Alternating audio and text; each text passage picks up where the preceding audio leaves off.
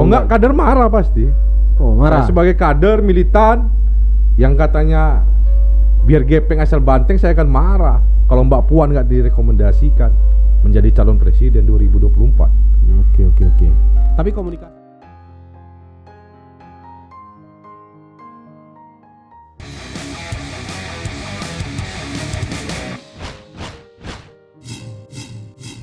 Selamat datang kembali di channel Satrio Busido Library. Hari ini saya bersama Bung Nugroho, salah satu kader PDIP Sumatera Utara, lengkap dengan baju kebesarannya.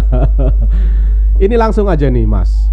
Kemarin itu waktu video yang paling pertama soal Ganjar tidak berpeluang, ternyata banyak protes netizen. Katanya siapa itu Nugroho tuh? Kok sok tahu itu bahwasanya Puan Maharani jadi capres dari PDIP. Cuma ada tanggapan Mas ini. Ya, saya hari ini hadir lagi kemari menunjukkan bahwa saya kader, bukan sekedar baju yang bisa beli di Pasar Senen. Bisa dibeli di Tanah Abang, tapi saya jelas punya identitas diri, saya adalah kader PDI Perjuangan di Sumatera Utara. Oke. Jadi ini bulat ini memang datang ke sini untuk Puan Maharani. Ya, dengan tegas saya bilang bahwasannya saya sebagai kader dan sebagai kader yang di akar rumput di basis rakyat mendukung Mbak Puan menjadi presiden di 2024. Karena apa? Kenapa? Saya nggak tahu. Kenapa? Karena Mbak Puan adalah mempunyai terah Soekarno. Oke. Mempunyai ideologi Soekarno. Oke. Kaum marhaen, kaum pinggiran pasti akan mendukung Mbak Puan. Karena kita tahu bahwasannya akar dan pendukung simpatisan PDIP itu adalah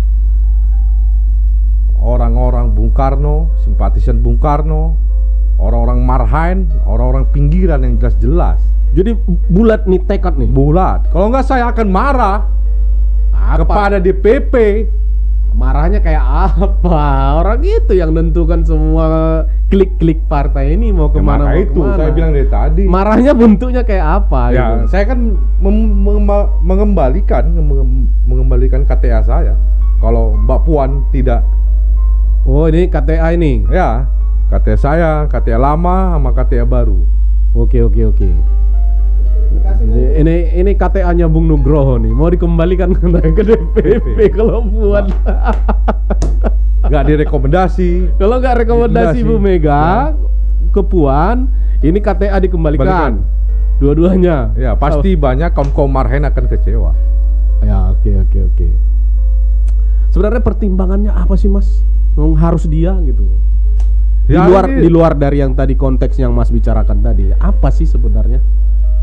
Sebenarnya untuk kedepannya negeri ini butuh orang yang benar-benar mengerti tentang republik ini. Ganjar nggak ngerti? Kok Ganjar saya rasa akan tersandra oleh oligarki, tidak mandiri juga. Oh gitu. Ya, diduga oligarki bermain di. Kalau Puan enggak. Gitu ya. Jelas dia basis akar rumput. Diinginkan rakyat di akar rumput. Tapi banyak orang yang ini loh, yang yang terutama kader-kader PDIP banyak nggak bersuara gamblang soal itu. Maka itu saya tegaskan di sini, saya sebagai kader terbawah, kader daerah, meminta kepada elit-elit DPP, DPD, DPC dan PAC untuk berani bersuara untuk mendukung Mbak Puan. Jangan ada dua kaki. Ibu pernah bilang, Bu Mega pernah bilang, jangan ada kader dua kaki. Jangan main di abu-abu, hitam-hitam putih-putih. Itu menurut saya. Emang itu indikasi itu ada sebelumnya? Ada, di daerah nampak kelihatan. Dua kakinya itu kemana? Keluar PDIP atau sesama PDIP yang muncul sekarang? Ke Ganjar. Oh, ke Ganjar dia juga ikut, ke Puan Maharani juga ikut. Dan ke Mbak Puan itu saya nyatakan mereka malu-malu menyatakan mendukung Mbak Puan. Kenapa? Atau karena memang masih ragu-ragu mereka? Mereka nggak percaya diri Puan bisa masuk? Ya, atau rata-rata saya lihat itu bukan kader marhaen yang tidak mendukung Mbak Puan, itu pasti bukan kader marhaen. Contohnya misalkan dukungannya seperti apa itu yang ragu-ragu itu? Ya mereka membuat dukungan juga ke Pak Ganjar. Oh, Membuat acara. Ganjar disosialisasikan Iya. juga. Biarpun Pak Ganjar gak datang, tapi tetap mereka bermain diam-diam. berarti nggak satu komando dong, nggak tegak lurus. Maka itu saya minta tegak lurus, satu komando untuk segera balik kandang. Oke. Tapi berat itu, Mas. Siapa bilang berat? Kalau kita Iya, kader jelas. Saya yang di luar partai nih, Ah. Saya bukan pemegang KTA PDIP. Tapi yang saya lihat di internal PDIP sendiri pun semacam ada kegamangan juga, apalagi sampai ke tingkat daerah gitu loh, yang informasi minim, kemudian mereka menunggu instruksi yang hari ini juga dipengaruhi oleh media luar, kayak sosial media yang gitu menjamur. Ini kan bisa menimbulkan semacam keresahan juga. Enggak lah, apa kita resah? Jelas sinyal itu udah kuat sebenarnya. Kuat kemana nih? Kuat ke Mbak Puan dengan disuruhnya atau konsolidasi Mbak Puan ke daerah, ke partai politik, itu udah ada sinyal dari ibu untuk memberikan rekomendasi ke Mbak Puan menjadi calon presiden PDI Perjuangan 2024. Gitu ya. Jadi seandainya kalau Enggak, kader marah pasti. Oh, marah. Saya sebagai kader militan yang katanya biar gepeng asal banteng, saya akan marah kalau Mbak Puan nggak direkomendasikan menjadi calon presiden 2024. Oke. Tapi komunikasi ini suara-suara seperti ini suara Mas aja secara personal sebagai kader PDIP, atau memang ini ada semacam konsolidasi di tingkat kader-kader yang sama pandangannya seperti Mas, atau ini hanya suara personal aja?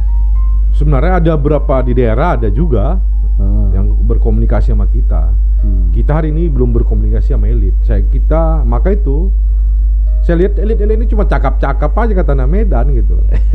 Sambil kombur-kombur gitu. Emang orang Jakarta memang cakap-cakap aja lah, nggak apa Maka lagi. itu kita melihat dari anak Medan gitu. Yang Maaf daerah- kata cuma dikasih ansor. Bukan apa-apa, angin sorga kata orang Medan. Orang di daerah lah. Iya, kasih ansor angin sorga. Tebuntang telungkup Iya, lintang pukang kami. Tebuntang telungkup di Iya. kampung sana ya kan. Lintang Hah? pukang sampai andi apa. Cakap-cakap aja main di sini, Iya. ngomong di sini, ngomong di sana ya kan. Maka itu saya datang ke Jakarta menyuarakan ini supaya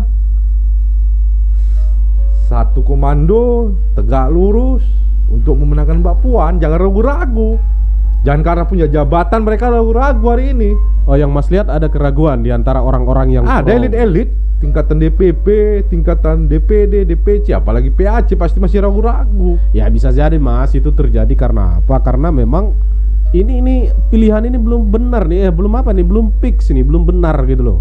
Nanti kalau aku 100% misalkan ke Puan, ternyata yang lain aku nggak kepake. Nah itu kan pertimbangan itu mungkin, makanya ya teman-teman Mas yang lain juga main aman. Nanti kalau pilihannya ke sini, ya kan? Biasanya kok kader Marhen nggak begitu gitu. Biar gepeng asal banteng, ngerodok terus lah. Kalau kata orang Medan riba sude. Terima sudah. Tapi politik kan nggak bisa begitu. Ya Hah? inilah politik Jakarta kita lihat hari ini. Oke. Pasti mainannya gitu. Politik Mainannya- Jakarta itu kesetiaan kepada kepentingan. Benar. Jadi kalau Mas Nugroho kita ini militan, loyal ke partai jelas gitu. kesetiaan kepada partai. Dan terutama kepada Tapi kalau mereka berargumen keluarga besar Bung Karno. kalau misalkan mereka berargumen misalkan, ya wajar aja saya belum sikap 100%, orang belum ada keputusan dari Ibu Mega gitu. Apa jawaban untuk itu kalau misalkan? Ya kita melihat hari ini mesti Mbak Puan sendiri menyadari siapa-siapa orang di sekeliling dia. Itu Mbak Puan mendapat rekomendasi, Mbak Puan mesti hati-hati dengan orang itu. Itu aja. Pasti Oke. nanti kalau Mbak Puan direkomendasikan orang itu tak berjuang itu. Kita di angkar rumpun yang berjuang. Mereka semua cakap-cakap dari Jakarta. Ini kayaknya pengalaman nih ya. Ya Iya. memang konsekuensi berpartai di daerah gitu Mas. Ya nunggu instruksi dari DPP. Kan di mana-mana kan begitu. Ya, kalau itu pasti. Orang gitu. DPP lah atau orang-orang yang di pusat lah yang akan mendistribusikan informasi ke daerah. Lu kerjain ini, lu pasang baliho ini, lu pasang billboard ini kan begitu kan. Jadi konsekuensi itu ya, kalau misalkan Mas menginginkan apa namanya sama-sama bergerak, ya mestinya nunggu dulu Ya keputusan itu, Ibu maka Mega. kita lihat elit Jakarta itu ragu, maka saya berangkat Jakarta untuk menyuarakan ini. Melalui podcast ini saya menyuarakan dengan tegas. Kalau enggak rakyat di bawah ataupun kader-kader militer bawah akan marah. Ya. Kalau Mbak Puan nggak direkomendasikan. Oke Mas. Jadi poinnya aku coba simpulkan ya dari obrolan kita ini, bahwa yang paling pertama, Mas tidak setuju siapapun yang direkomendasikan oleh PDIP selain Puan Maharani sebagai capres 2024. Satu, apabila misalkan Ibu Mega tidak memberikan rekomendasi itu, Mas akan marah dan mengembalikan KTA dan bajunya, uniform partai. Oke. Ketiga, mendesak teman-temannya untuk ya sudah, kalau memang Mbak Puan jangan ragu-ragu. Gitu. Benar. Gitu. Karena sinyal udah kuat, saya bilang dari tadi kan. Oke. Dengan Bu Mega suruh Mbak Puan konsolidasi ke bawah, ke internal PDIP ataupun ke partai-partai politik untuk komunikasi politik. Atau jangan-jangan di Mbak Puannya ada keraguan juga, Mas? Enggak, Maksudnya gini. Kenapa Mbak Puan misalkan itu enggak terlalu sekencang gitu, progresnya itu enggak terlalu kelihatan, baik itu di lembaga survei, komunitas relawannya gitu. Ya mungkin karena dia ragu juga untuk maju. Nggak mungkin. Dari mana? Cucu Bung Karno nggak mungkin ragu. Dari mana Mas maju tahu? terus. Udah pernah ketemu belum? Jangan terus. Ini asumsi Mas aja ini. Lihat Puan Maharani ini kencang ini.